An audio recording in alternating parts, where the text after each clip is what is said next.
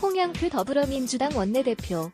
강창광 기자. 홍영표 더불어민주당 원내대표가 대기업의 성장 과실이 노동자에게 환원되지 않고 있다며 최저임금 인상은 노동시장 양극화 문제 해결을 위한 중요 수단이라고 밝혔다.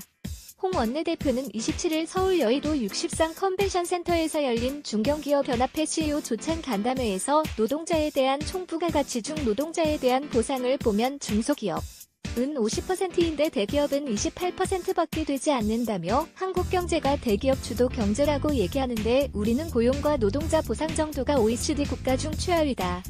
한국 기업들의 성장 과실이 노동자나 사회로 환원되지 않는다는 걸 경제계도 인정해야 한다고 말했다. 홍 원내대표는 이어 500인 이상 기업의 임금을 100으로 놓았을 때 1에서 4인 기업의 임금은 31%밖에 되지 않는다.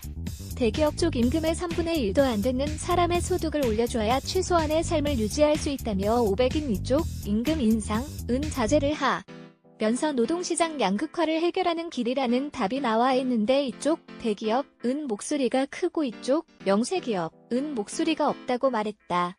원내대표는 최저임금 16% 올리니까 경제계, 언론에서 많이 올렸다고 난리라며 저희가 이런 양극화 문제를 해결해야 한다. 최저임금도 사실은 이런 문제를 해결하기 위한 큰 수단 중 하나라고 덧붙였다.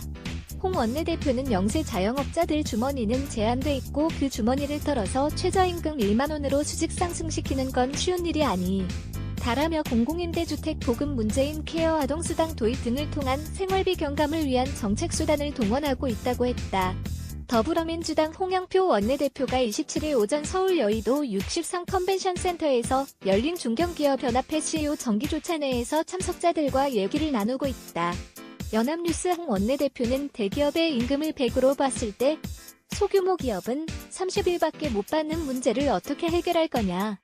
중소기업 자영업자의 지불 능력이 늘어야 따라갈 수 있다며 이를 위한 공정경제 정책을 강조했다. 홍 원내대표는 원내대표 되자마자 공정거래위원장과 상생정책을 발표했는데 그 내용 중에 귀에 번쩍 들어온 게 대기업이 원가를 파악하기 위해 하청업체 장부를 못 보게 하는 것이라며 대기업과 중소기업의 관계를 근본적으로 바꾸는 게 문재인 정부와 민주당의 목표라고 했다.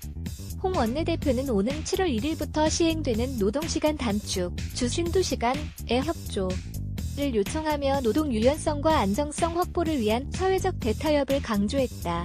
그는 주 52시간 노동이 지금 시행도 안 했는데 기업에서는 죽겠다 하는데 7월 1일부터 300인 이상 중견기업 다 해당되겠지만 그 부분은 함께 가주셔야 한다면 노사, 고용시장의 문제는 사회적 대타협을 통해 노동 유연성과 안정성을 맞바꾸는 노력을 해야 한다.